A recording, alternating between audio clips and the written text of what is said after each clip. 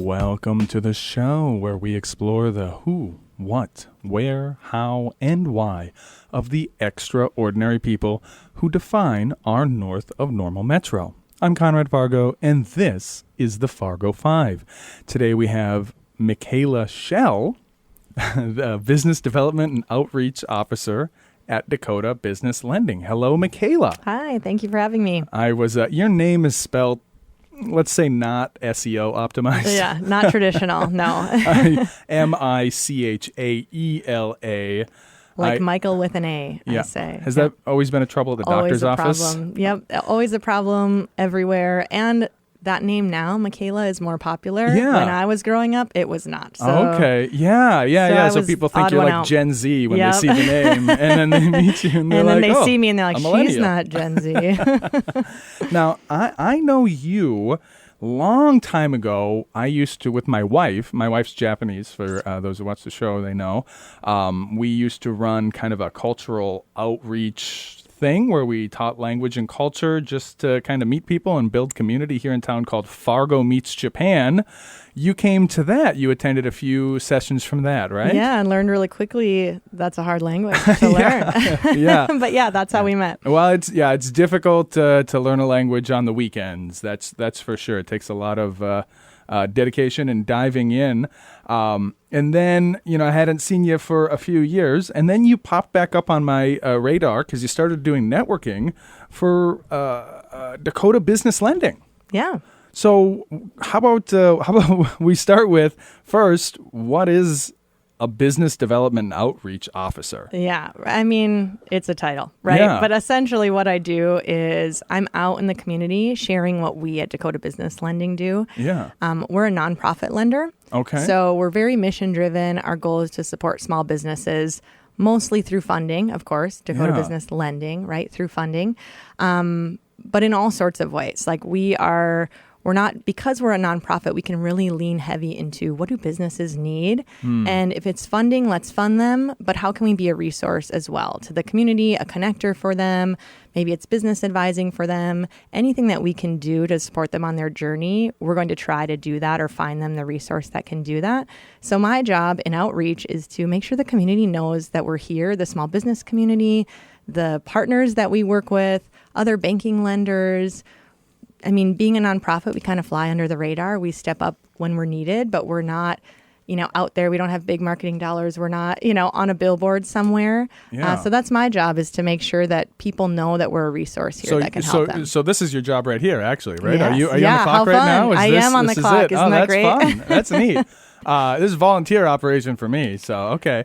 Nonprofit, it is interesting. There seems to be a lot of them. I don't know if it's the metro area or just the tax and legal regime we've been living under the last 20 years, but so many people come in here with nonprofits. I always have a hard time kind of wrapping my head around that because it's not. I'm used to entrepreneurship, which is my background, where it's just one guy who's the king and he makes all the decisions. Nonprofits, by nature, are required to have a board of at least 3 people. Yes. And that makes the structure very different. And then kind of the principle really is just a mission, right? And that's been very difficult for me to wrap my head around because, gosh, missions aren't people, and it doesn't have a want or a desire. Yeah. It's just like a strip of whatever, and then you got the 3 people. What's the board? Are you on the board of this nonprofit? I'm not on the board. So we have a really fantastic board. I won't name them all, but we do have a board. That's our governing board. How many? Oh, it just changed. 10-ish or Okay, so. yeah. Don't quote me on that exact number, but it's a large board made up of community leaders. Our footprint at Dakota Business Lending, we do lending in North Dakota, Montana, Minnesota, and South Dakota. Wow. So we have board members that represent all of those areas. They represent small business owners. They represent our lending partners, regular banks in the community, an accountant, people that can really hone in on this small business mission that we have. And then, of course, the financing realm, too. So they're great leaders. They bring so much expertise to the table and really help guide us in what we're doing. What I've come to realize about nonprofits, or not realize, but perhaps find helpful to articulate, nonprofit requires that you have a board. It doesn't mean you guys don't want to make money or generate income for yourselves, right? It's more of an accounting, and you have to be serving some kind of a mission. You need all of that status. So naturally, as a lender, as a bank, you're trying to make money like any other bank, but then there must be these carve-outs for the mission, right? So what specifically is the mission? So essentially, any money that we bring in over and above, paying our staff and, things like that, we reinvest back into ourselves and the community. So, what we really strive to do, we put small business owners first. So I like when you mentioned, you're like, well, a mission is just like a statement, right? It's just this thing. Yeah. And yes, I mean, every company has that one line, and what does it mean? What does it not mean?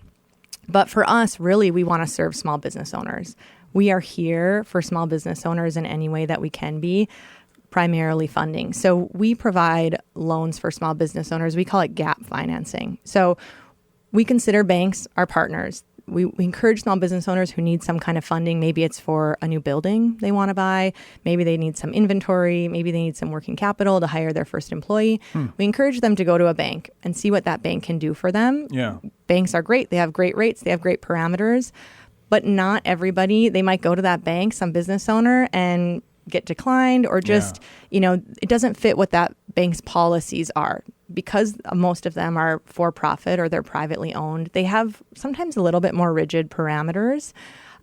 So we come in as a gap financer, and if that bank says, this is a great project, but we just can't do it because of XYZ, whatever reason it is, we can come in and take a look at that business, that small business owner, and say, is this a loan that we want to do? Our primary loan program is through the SBA, the Small Business Administration. So government entity, this money comes from them that we lend out.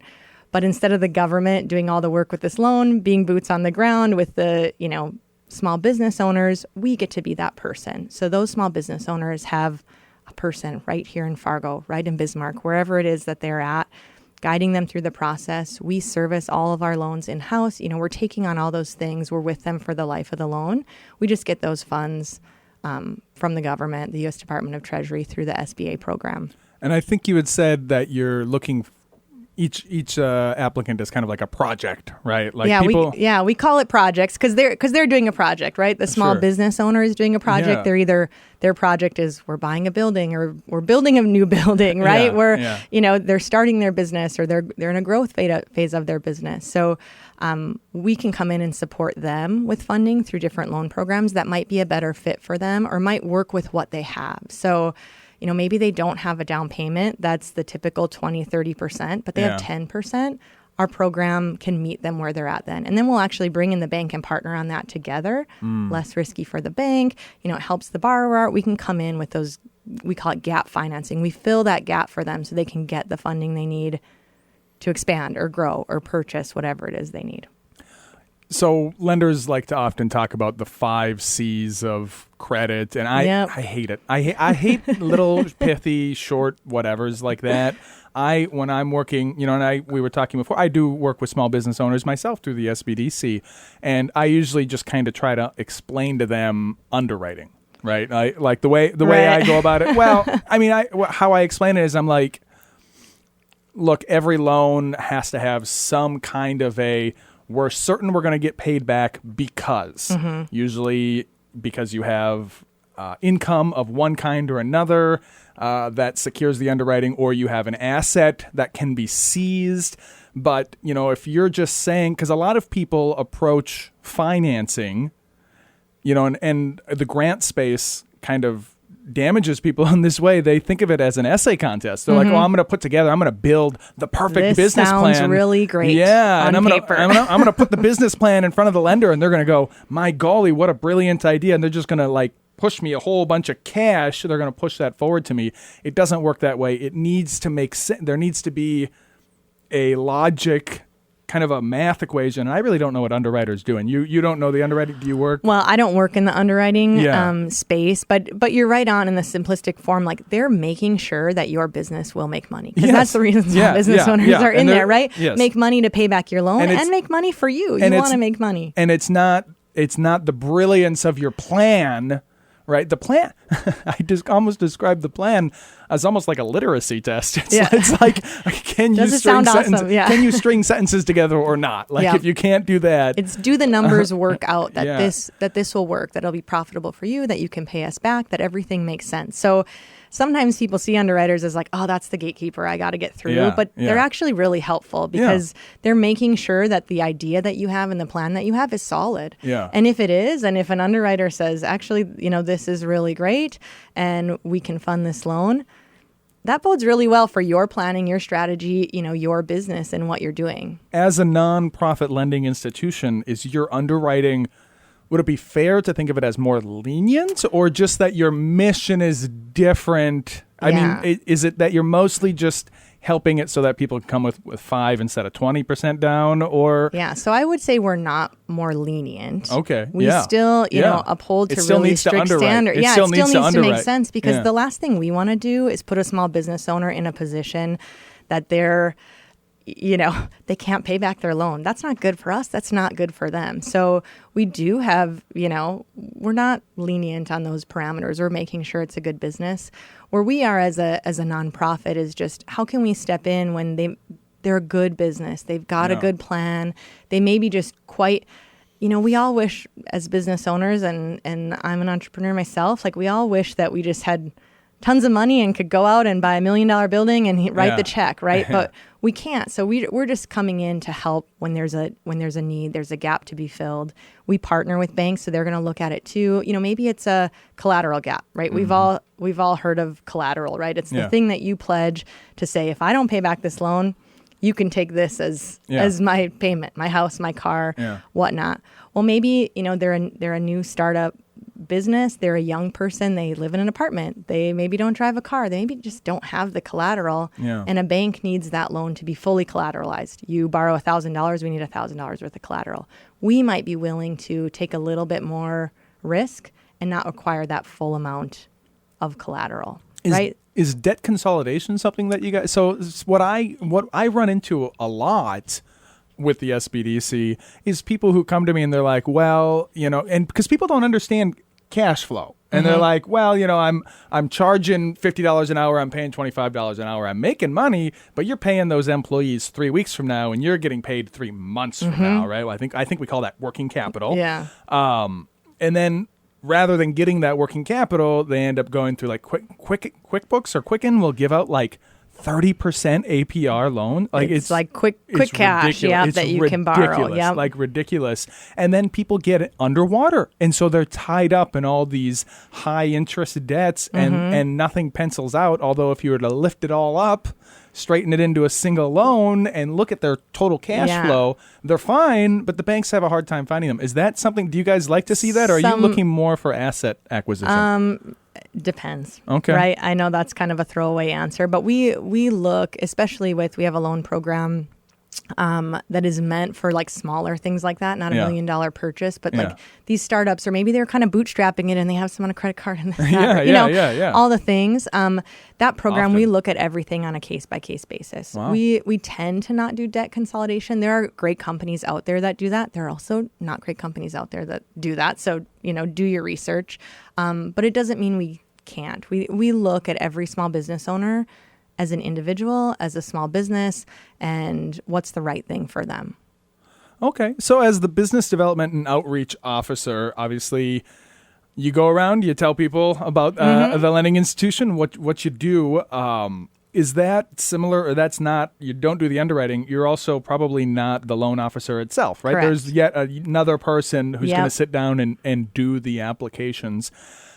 So I feel maybe I can get a more direct or honest question from you. Okay, put me on the spot. Well, because look, everybody gets their bread buttered somehow. And I think what I find most itchy about nonprofits is I have a hard time understanding what the incentives are. And it's an ongoing process to really wrap my head around that. But salespeople, I get those. I mean, I'm a realtor at Berkshire Hathaway Home Services Premier you get Properties. a commission, you're driven I understand. Yeah. You got to close, right? And when I work with a mortgage officer or even a personal finance person, I understand. They make money based on how many accounts they open. They make money based on whatever. Kind of what I always get told by commercial lenders, though, is, oh, we're happy to look at everybody and I don't care. But then it feels like if it's not a certain dollar amount, they're not interested. Yeah, sometimes, yeah. And so can you kind of help me point, like, what's the minimum, if you've got somebody who's doing, like, what's the minimum level of work you should be at before wanting to approach any lending institution? If you're still bootstrapping it and you're tied up, probably it might be a better idea to scale before walking in to a Dakota Business Lending. Or do you want to see that person who's only done $5,000 worth of revenue so far and they're tied up in credit card debt because they were trying to make the working capital, right? Right. Like Yep. when do they want to see somebody? I know what you're asking. I'm going to use the word depends again, right? I hate that that's coming out of my mouth, Yeah. but we will look at brand new startups that are like, this is my first business plan. I haven't sold a product yet. Yeah. We'll look at that. Sometimes traditional banks won't because that's risky, right? That's risky for a bank. It's risky for us too, but because we are that nonprofit, we have a little bit higher risk tolerance that we can take on because we are that mission focused. Like, how can we support small businesses? For our loans that are through the SBA 504 program, we'll do startups in that too, but they have to have a really solid business plan. They have to have really solid projections. They have to bring some cash and capital and things to the table.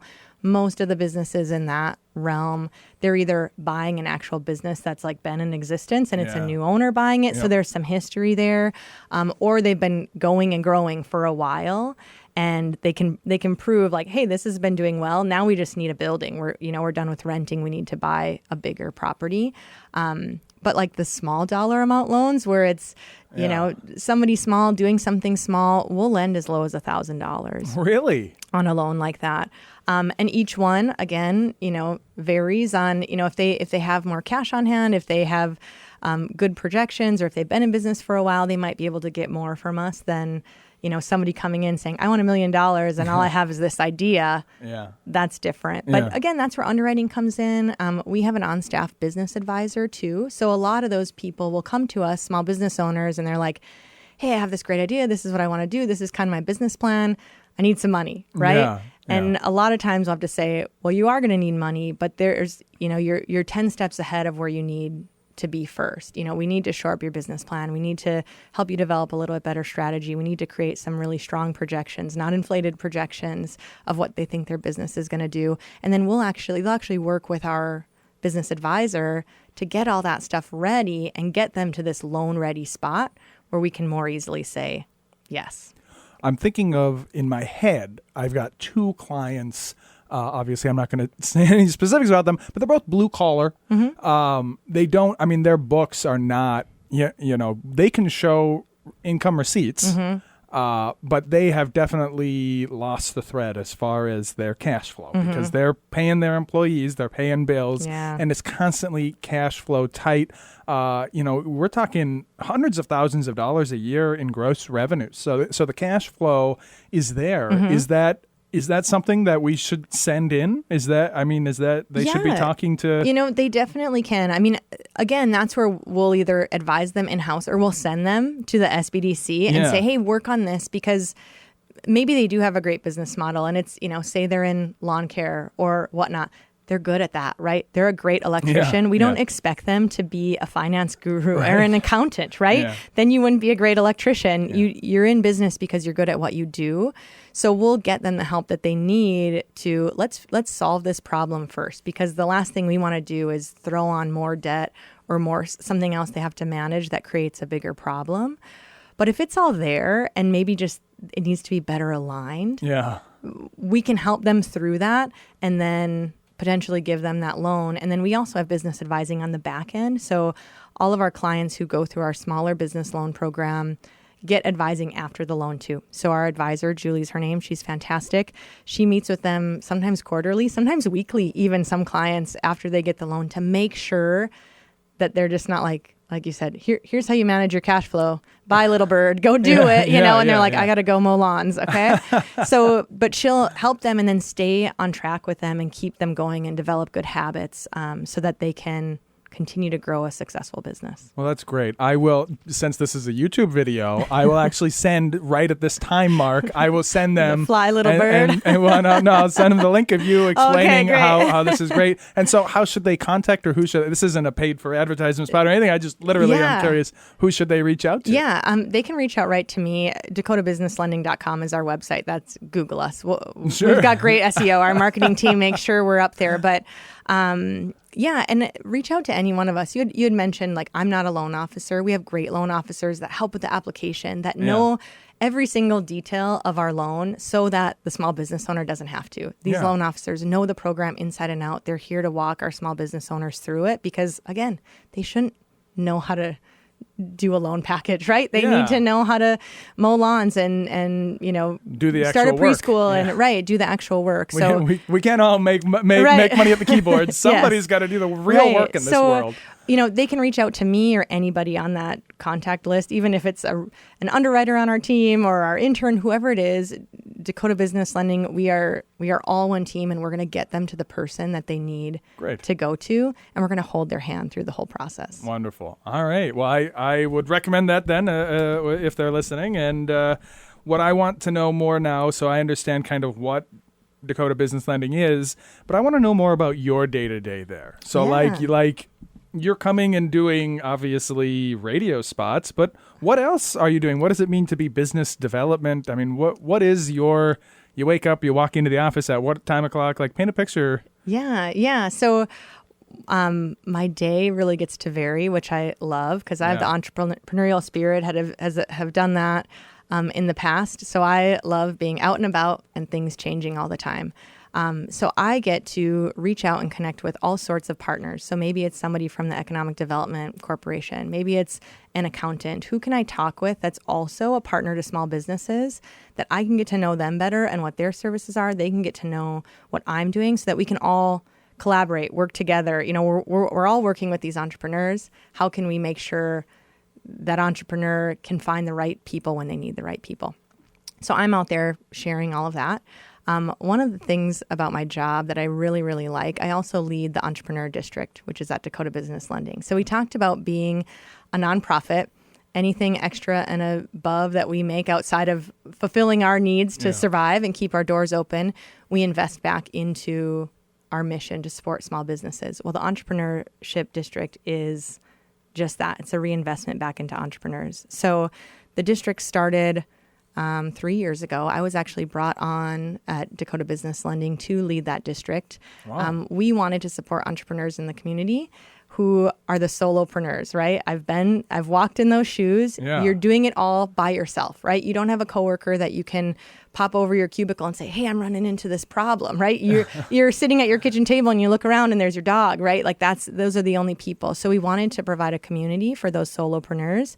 So they had collaboration, community, coworkers, essentially. Physically, where is this located? In our Dakota Business Lending office. So we have an entire upstairs floor that isn't used by our staff. So there are 10 desks up there. Every year, we allow for applications to come in usually October. So that's coming up if there are solopreneurs that are listening. Oh, wow. Applications come out end of October typically. They can apply to be a resident at the district. We choose around 8 every year. That number can vary a little bit. Residents to spend a year at the Entrepreneur District. They get free office space. They have their own desk. They can do what they want. They have free access to our entire building, so they can use our conference rooms, different things like that. They need to meet a client, and it's not at a coffee shop or their kitchen table. Yeah. They can come into a really professional environment, meet with their client, and then they all have desks together on the upper floor, and we provide some programming for them. So we meet monthly, all the entrepreneurs together, have discussions, solve problems, because entrepreneurs, the best people at solving each other's problems are entrepreneurs solving other entrepreneurs' problems, right? Absolutely. And we have a mix of different entrepreneurs. So, this year in the district, we have somebody in marketing. We have somebody who's running their own HR company. We have an accountant that has a desk in our office, the whole gamut. So, I'm going to shout out her name, Mackenzie. She's in marketing. She needs some help with her books because she's great at marketing, but she's not an accountant. She can pop over to Chad and say, hey, can you take a look at this? Am I doing this right? Is this what it is, right? And vice versa. Chad needs a little marketing help, so they can really support each other as solopreneurs. And that's a 100% free program for them.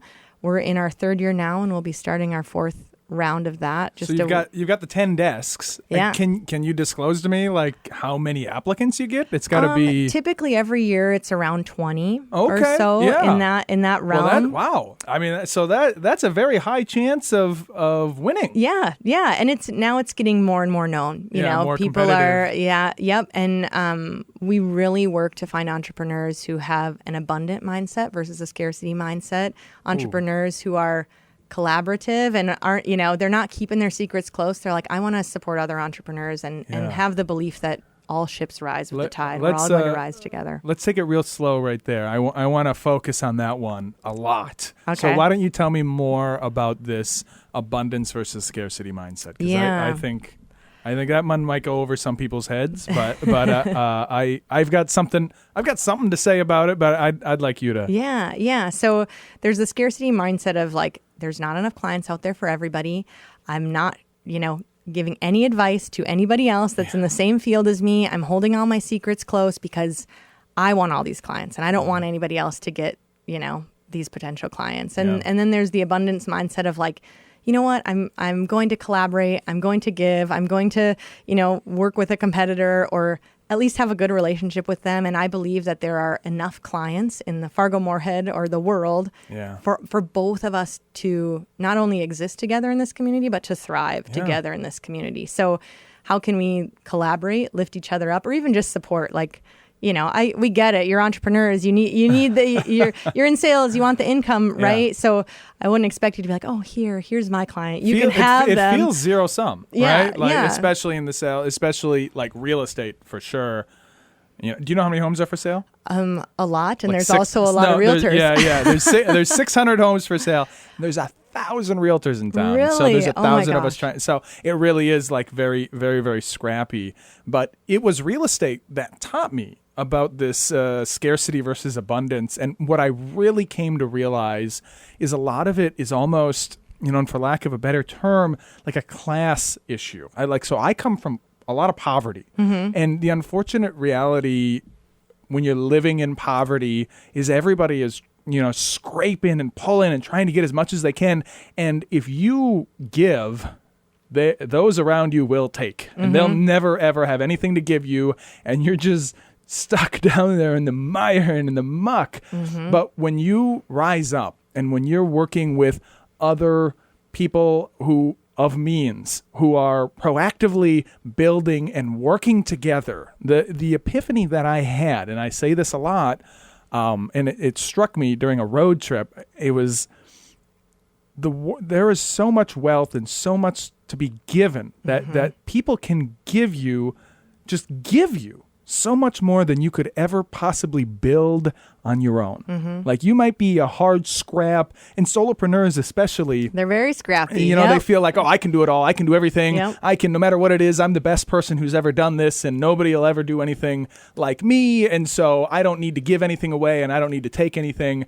But like, it is a big world, and there is so many amazing possibilities if you can just learn to first give to others. And it's hard, but I also think then that's the kind of people you're attracting to, Yeah. right? If you're Also a giver, true. if you're Yes. abundant, if you're excited to Yes. be involved, you're going to find the people that are also that. So Yes. then you're going to get that back Yes. eventually too. Yeah. Or, the kind of clients that I would want to work with are also the clients that Yes. that see that value in me of like, she's a giver, she wants to collaborate, she's this and that, Yes. whatever your business is versus like, you're my client and you're mine and you can't do anything else. I'm not going to, like people are attracted to that abundance mentality too from those are the entrepreneurs that I want to buy from. The ones that Yes. are out and present in the community and supporting great people and causes and are liking other small businesses posts and cheering them on in their success instead of feeling like, oh, it's like the middle school thing, right? Like,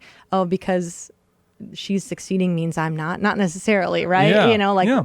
That's that mentality. So it's like, oh yeah, if she's succeeding, great, I can succeed too. And I can cheer her on the same amount. So. When I would rather work with happy, easygoing people who aren't going to be negative about everything. But in order to attract those kinds of people, then I need to be a happy, easygoing person. Because if I'm sitting there being negative and shooting everything down, so it's a thread to, or a needle to thread for sure.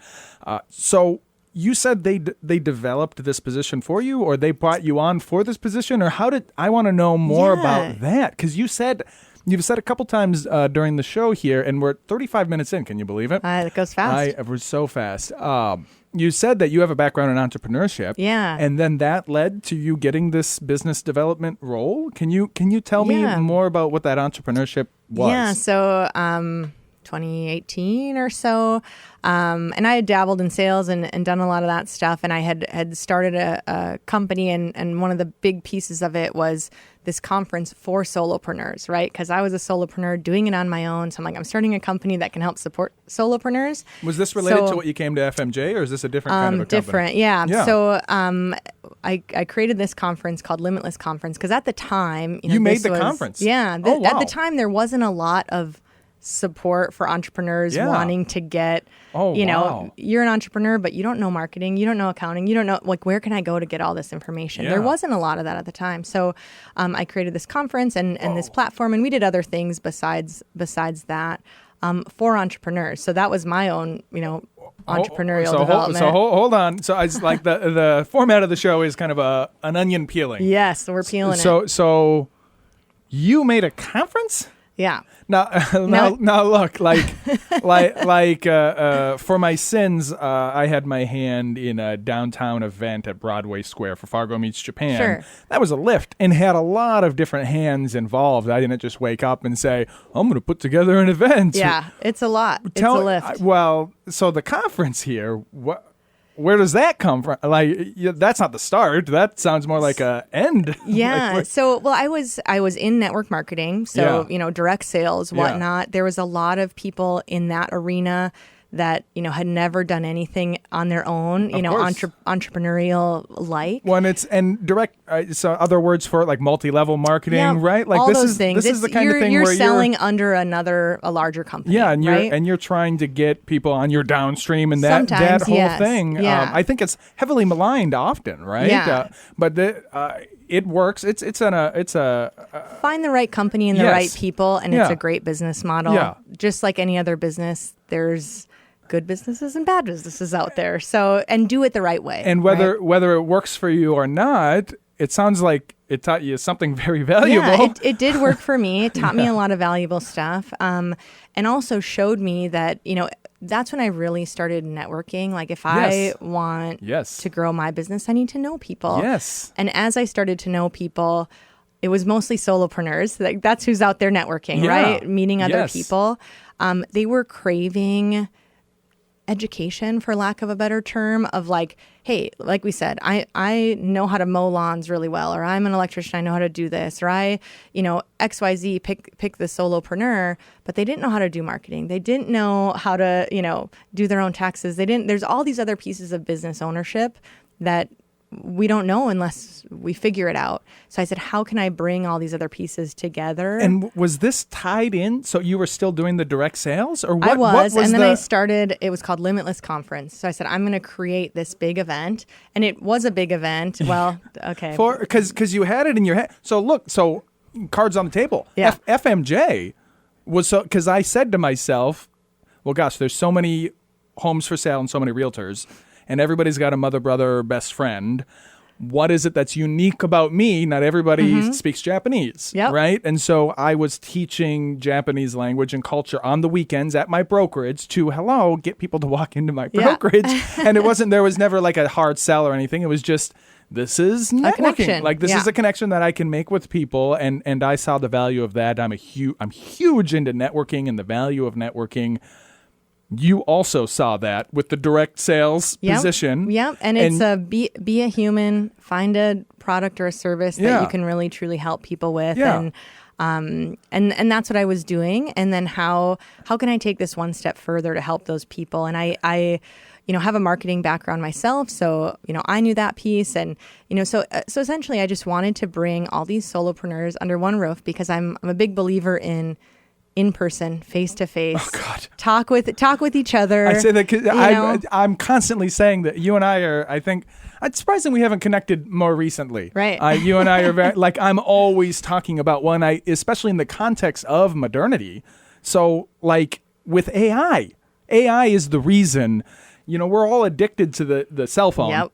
And it's got the content and it's beaming at you. And that's at this level of the game. Mm-hmm. Once we have custom, personalized, direct, generative content, we are going to be buried. Yeah. Like that's the end there. This is going to be, I don't mean to get dark and weird about it. It's going to be a speciation event. The beginning of the end. Well, look, the Amish kind of had it right. The Amish had it right when they were like, 100% agree. And then there was this slippery slope. And there are those who are going to they already exist, actually. You don't see them, and that's kind of the point. They don't. They work remotely. They order DoorDash. They never leave their apartment, right? And you don't see these people. You never will. That's going to be more and more. That's going to spread like a contagion, like a zombie apocalypse. Right. But there's going to be those who survive, like you, like me, and what makes us different is that we do this. It's the human element, right? You're a real person. Face to face, in the same room. That's how people learn better. Because we're bombarded with images on the screen, podcasts in our ears, all of that. Yes. But you bring people, and this was in 2018, 2019. Yeah. Before, we weren't even but it's like you bring people in a room where they can collaborate, where they can hear a speaker, where they can take notes, where they can do all this. It just is better. But what it really is, and this is I'm really surprised we haven't, because you go look at my contact. I say these things all the time. Yeah. It's just all the time, because it also is part of it is that we are bombarded and there's so much of it. It's not even, how do I pick? How do I choose? How do I know of the 30 things that are screaming at me, buy me now, listen to me, I have all the answers of all those things. How do I pick?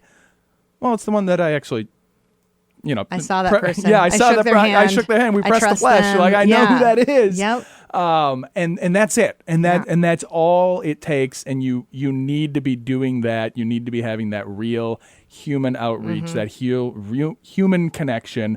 I saw that. You saw that and said, let's do a conference. So I understand the why of the conference itself, but like, what was the very concept? Like, I want to, when that was conceived, like, what was the moment that it was like, I'm going to do a conference, right? Like, I mean, it was so simple. It's, my brain's always running a million miles an hour. And I remember, I don't know if people remember the app, was it called Voxer, where you like talk back and forth to your friends? Okay. Just millennialed me a ton, probably Gen X me, but I was like talking to her. I'm like, I have this idea, blah, blah, blah, and I just word vomited all out. And by the end of my walk, I was like, I'm doing it. And I just went. But I had event planning experience in my background. I had done similar things before. So what were the event planning? What does that mean? What does that even mean, event planning experience? I guess I have it because I helped with the FMJ. Yeah, I mean, it's just that. What it's like, is how do you put together, something big, and you start with the beginning of what's my goal with this? Yeah. Who do I need to invite? Who's speaking? What do I want it to look like? Yeah, all it's those a bunch logistics. of little logistical pieces while also keeping your vision in mind. Yeah. But get this. So here's where the story all comes together and comes full circle with me at Dakota Business Lending. So the conference was actually scheduled. I had worked on it for a year plus. It was going to be really big. Yeah. Where was this at? The Pines down by Davenport. But it was the date of the conference was coming up. It was April 2020 was the date of the conference. Oh, no. So everything shut down mid-March. No. I think our kids stopped going to school. So I was a victim of COVID. Oh, my goodness. So obviously large-scale gathering, in-person events, which is what I had based my whole business on. Yeah. And we had a bunch of small-scale events up prior to that, was part of the business too, of like, how can we do smaller things for businesses to get together? So it was okay, well, we're postponing, right? COVID will just be a blip, and then we'll it's 14 days to slow the spread. It's okay, right? And in 14 days we'll be back. So I rescheduled for June. Okay. And obviously June it's laughable now. Like, nope, didn't work. There were some events happening in June. There was hopefulness. There was some events happening, just not your event. Not my event. Yours was not one of the sanctioned. So So then I was like, well, we'll reschedule for November, and things were actually kind of looking good for that. And then there was the resurgence. Remember that word, Omicron. Resurgence, and whatever that was. So at this point, we were like a year out, and as every entrepreneur has to do, you're like, do I keep pushing forward with this every single or day. do I pivot? So I was like, we don't know what this is going to do, and right now I'm just, it's really hard on you mentally, and it's like, we just didn't know what was going to happen. So I said, okay, the event is canceled, which was like, oh, what you work on for so long, and all these entrepreneurs that are, expecting to come and wanting this, and, but it taught me great, like, things fail and you learn from that failure and what it is. But through that, I love connecting the dots of like, oh, I get it now. This led to this, led to this. So Dakota Business Lending was actually a sponsor of this conference because they believe in solopreneurs. And a little while after that, Steve Dushek, our president, had this idea for the Entrepreneur District. Like, we have extra office space upstairs, partly because of COVID, right? People went remote. There was extra space. They hired remote employees. So let's, instead of just having this empty space upstairs, let's fill it with solopreneurs. Let's do something. And he said, who's the right person to run this? And I was, top of that list because I had been doing the same thing, right? How can I support solopreneurs? That was the small business that I started, was to support them. So it was a natural fit for me to come in here under Dakota Business Lending and be able to create this. It was my passion area, what I already loved.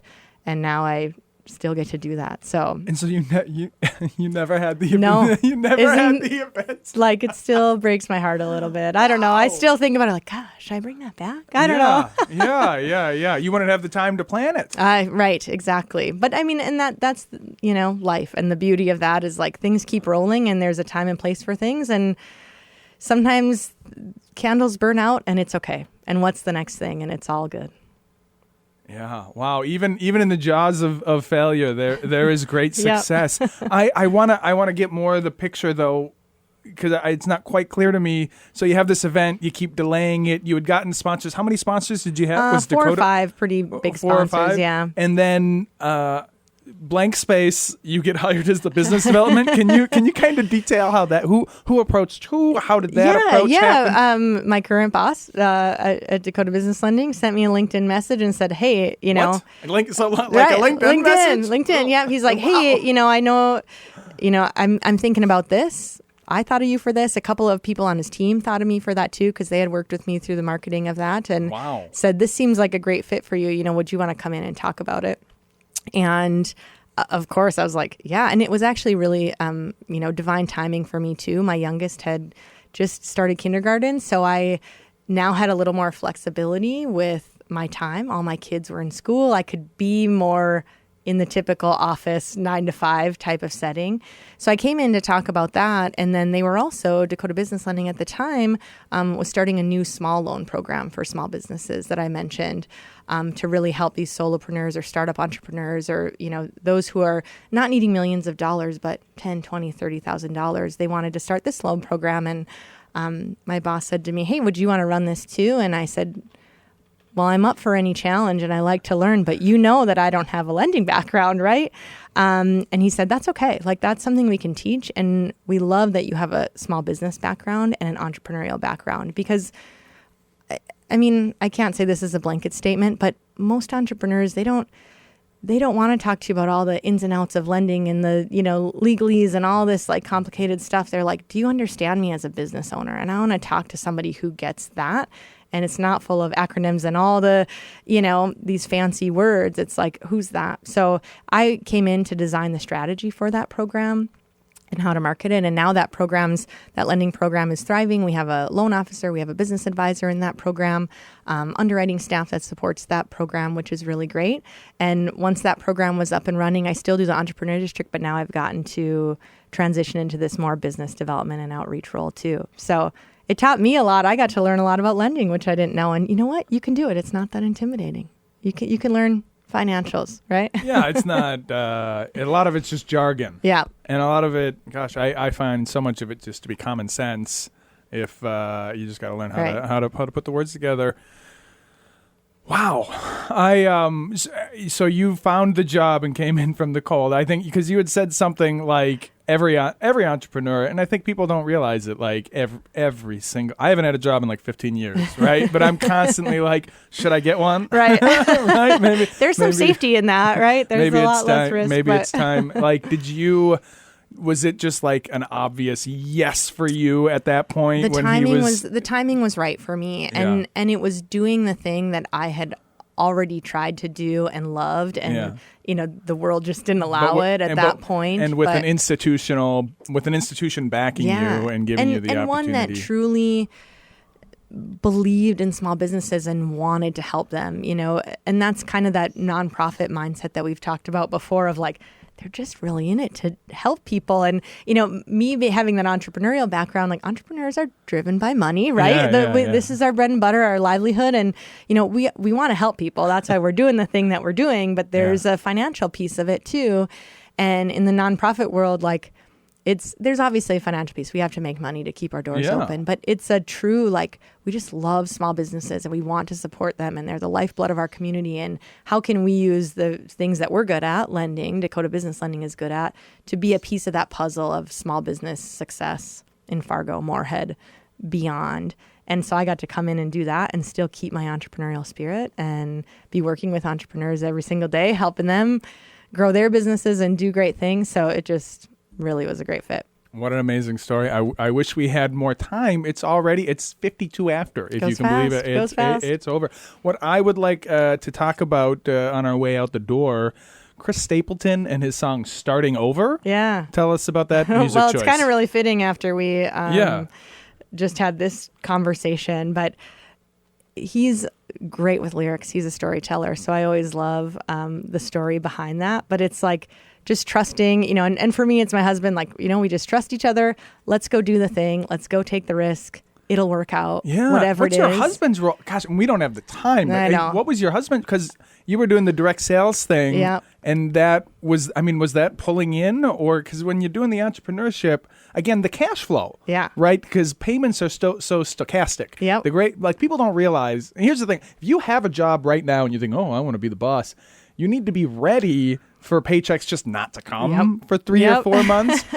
We had a successful cleaning company, which was written on the back of my pizza delivery driving, right? And then I was able to leverage the cleaning company to do real estate, right? But there's no way I could have jumped from pizza delivery to real estate. That would have never ever happened. That's what direct sales did for me. It was like it gave you that. It gave me the revenue stream to now go explore other entrepreneurial opportunities. It gave me the revenue stream to take different leaps that I could do because I had a good foundation there. Yeah. And then to be home with my kids a lot, you got it to work for you. Yeah. That's awesome. What does your husband?